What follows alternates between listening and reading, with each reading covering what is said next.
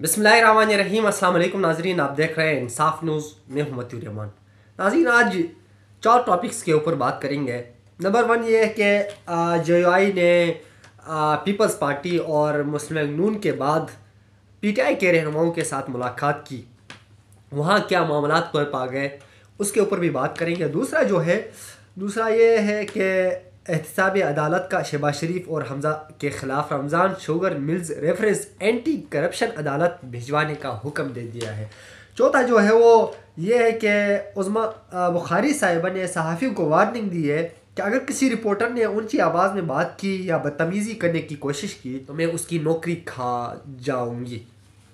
और चौथा जो है वो ये है कि मियाँ नवाज शरीफ साहब आजकल आपको पता है हमारे पाकिस्तानी सहाफ़ियों से तो बहुत दूर भाग जाते हैं। और इंडियन जो सहाफ़ी है उनका एक पूरा वफद उनसे मिलने आया और उनके साथ मुलाकात की। इस मुलाकात में मरीम नवाज़ साहिबा भी मौजूद थी और पूरे जितने भी सहाफ़ी थे, हजरात थे। मैं इंडियन सहाफ़ियों के साथ मुलाकात की, उसके ऊपर भी बात करेंगे। नंबर 1, मौलाना फजल रहमान साहब जब पीटीआई के जो क़यादत है उनके यहाँ तशरीफ़ ले गए और वहाँ जाके उन्होंने जितने भी मामलात थे वो उनके तोय पा गए हैं। और अभी प्रेस कॉन्फ्रेंस सुन रहा था, चूँकि मैं रात को जल्दी सो गया था, उस वजह से मैंने प्रेस कॉन्फ्रेंस रात को नहीं सुनी थी। आज अभी मैंने प्रेस कॉन्फ्रेंस भी सुनी है मौलाना फजल रहमान साहब और बैरिस्टर गौहर की। तो बकौल मौलाना फजल रहमान साहब के हमारे मुज़ाकरात हुए हैं। एक तरफ से आप लोग मुज़ाकरात कर रहे हैं और दूसरी तरफ आप हमारे जो कारकुनान हैं, अपोजिशन अरकान को आप धमकी दे रहे हैं, उनको आप ब्लैकमेल कर रहे हैं, आप उनको करोड़ों और लाखों की ऑफ़र की जा रही है आप लोगों की तरफ से। तो उसने मौलाना फजल रहमान साहब ने कहा कि अगर आप लोग बदमाशी से इस सिस्टम को आगे चलाते हैं तो हम भी आप लोगों को बदमाशी से जवाब देंगे। अगर आप लोगों ने मुफाहिमत से आगे, हमने तो मुफाहिमत से आगे हाथ बढ़ाया था, मुफाहिमत के लिए मैंने आगे हाथ बढ़ाया था कि हाँ मैं आप लोगों के साथ बात करूँगा, मैं पीटीआई को भी मना लूँगा, मैं हम सब मिल के इस आईनी जो मसौदा है जो भी है उसको अपने जितने भी मामलात आपस में तय करके पास करते हैं, हल करवाते हैं, कोई इशू नहीं होगा। बट आप लोग एक तरफ से मुज़ाकरात करते हैं और दूसरी तरफ आप हमारे कारकुनों को हरासा करते हैं, उनको धमकी देते हैं, उनको करोड़ों अरबों की ऑफ़र देते हैं। आप लोग इस तरह सिस्टम नहीं चलेगा। मौलाना फजल रहमान साहब ने साफ साफ जाहिर कर दिया उनको कि अगर आप लोग ऐसे हलकंटू से पीछे नहीं हटते हैं तो फिर हमारा अगले फैसला का आप खुद इंतज़ार करें। उसके बाद बैरिस्टर गौहर साहब ने ये भी बयान दिया कि हम भी मौलाना फजल रहमान साहब के का जो आइनी जो मसौदा है, उस आइनी जो ड्राफ्ट है उसके साथ हम मिलकर चलेंगे, हम मौलाना फजल रहमान के साथ मिलकर चलेंगे। उसने पूरा डिटेल ये कहा है कि ये हमारा तय हुआ है कि एक साथ चलेंगे। मौलाना फजल रहमान साहब के साथ जो भी मामलात है वो इंशाल्लाह आज हम तो पा चुके हैं और आइंदा इंशाल्लाह हम एक साथ चलेंगे। ये आज की न्यूज़ है। मौलाना फजल रहमान साहब और पीटीआई अब बज़ाहिर तो एक ही पेज पे लग रही है, उनका अब ऐसा कोई वो नहीं है। बट बैरिस्टर गौहर ने ये भी बयान दिया कि मैं इमरान खान साहब से भी मिलूँगा, उनका भी स्टेटमेंट लूँगा, उनका भी पॉइंट ऑफ व्यू आप लोगों के सामने ले आऊँगा, वो क्या कहते हैं इस हवाले से।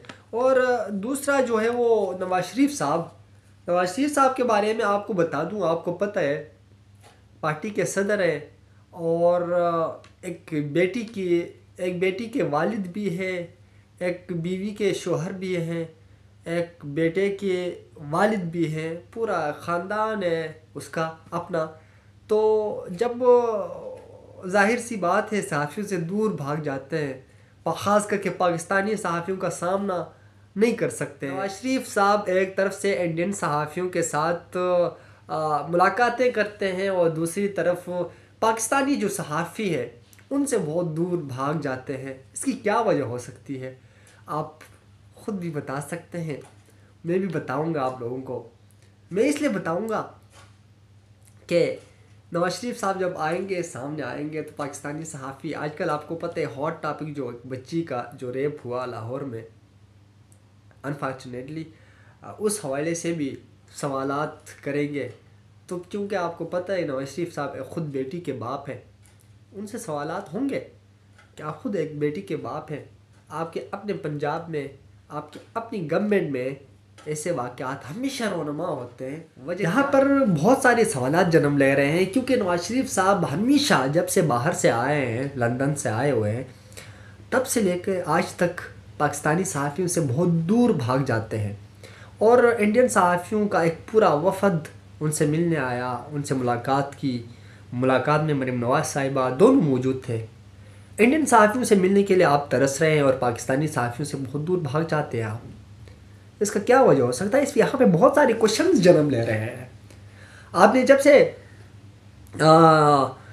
इंडियन सहाफ़ियों को आपने इंटरव्यू दिया है, उसके बाद बहुत सारे सवालात आपके ऊपर खड़े हो जाते हैं, बहुत सारे सवालात जन्म ले रहे हैं कि आखिर वजह क्या है, आप क्यों भाग जाते हैं? जाहिर सी बात है, आप जब हमारे पाकिस्तानी सहाफ़ियों का आप सामने करेंगे तो आपसे क्वेश्चंस होंगे, सवालात होंगे, आपसे पूछेंगे, हमारी पब्लिक आपसे पूछेगी, सहाफ़ी भाई आप लोग आपसे पूछेंगे, तो आपके पास तो कोई जवाब नहीं है, इसलिए आप भाग रहे हैं।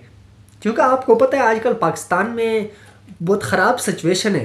एक तरफ से लाहौर एक्सीडेंट वाला जो मामला है, और दूसरी तरफ पाकिस्तान की सियासत में जो हलचल मची हुई है, उसका आप सामना नहीं कर पा रहे हैं। बट आपने बहुत धोखा दिया है अवाम को नवाज शरीफ साहब, आपने अवाम को बहुत मायूस किया हुआ है।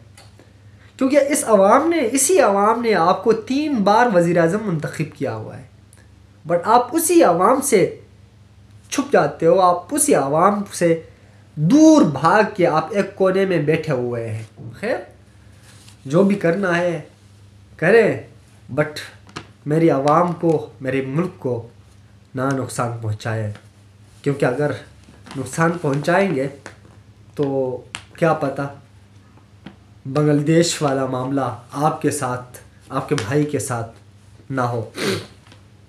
तीसरा जो है, उस्मा बुखारी साहिबा ने सहाफ़ियों को वार्निंग दी है और कहा है कि अगर किसी रिपोर्टर ने उनकी आवाज़ में बात की या बदतमीज़ी करने की कोशिश की तो सुन लो, उनकी नौकरियों तक जाएगी।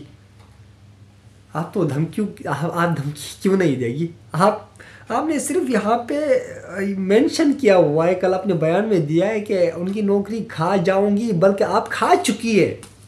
आपने बहुत से सहाफ़ी को सिटी 21, 42 और 41 के 2-3 रिपोर्टर्स को आपने उनके ऊपर मुकदमात चलाए गए हैं और उनके ऊपर पाबंदी भी आयद कर दी है आपने। आप तो उनकी नौकरी खा चुकी है।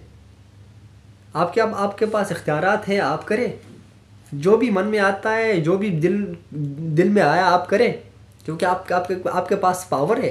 ये मुल्क आपका है। इस मुल्क में सिर्फ आप लोगों ने जीना है, आप लोगों ने बस मरना है, बाकी कोई भी नहीं। यहाँ सब आपके ग़ुलाम है। आप लोग जो चाहें बोले, हम करेंगे, आवाम करेगी।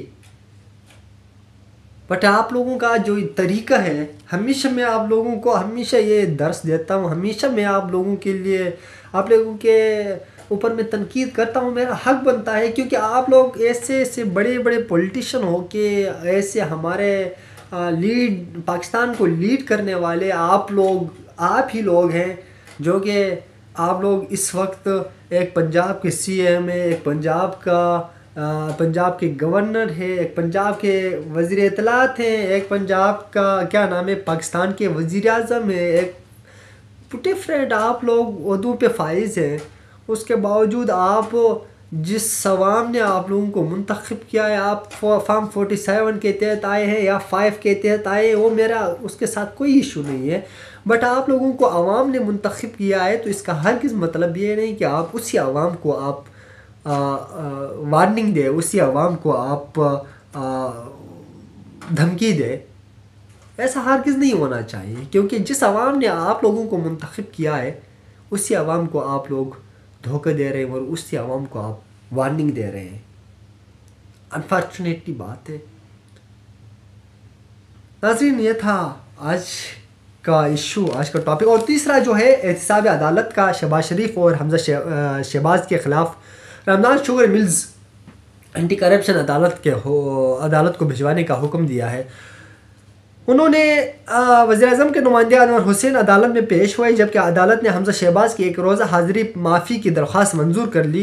नेब प्रोसिक्यूटर ने इस्तदा की थी कि रेफरेंस को एंटी करप्शन में अदालत में मुंतकिल किया जाए। एंटी करप्शन अदालत में नेब रेफरेंस मुंतकली पर एतराज़ नहीं है। अदालत ने पहले फैसला महफूज किया, बाद नेब तरामीम की रोशनी में Ramzan sugar mills reference anti corruption अदालत में भिजवाने का हुक्म दे दिया। ये शहबाज शरीफ और उनके बेटे हमजा शहबाज के मुतालिक ये ख़बर थी। तो ये आज का छोटा सा व्लॉग था। इंशाल्लाह एक और वीडियो के साथ दोबारा हाज़िर होंगे। अल्लाह हाफ़िज़।